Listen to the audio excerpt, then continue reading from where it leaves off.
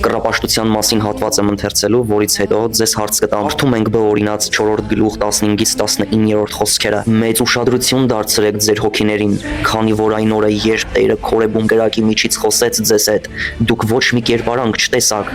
միգուցե անօրենություն անեք եւ ձեզ համար կերտեք մի կուռք, մի ինչ-որ պատկեր, տղամարդու կամ կնոջ կերպարանքով, երկրի վրա գտնվող անասունի կերպարանքով, օդում թռչող թռչունի կերպարանքով,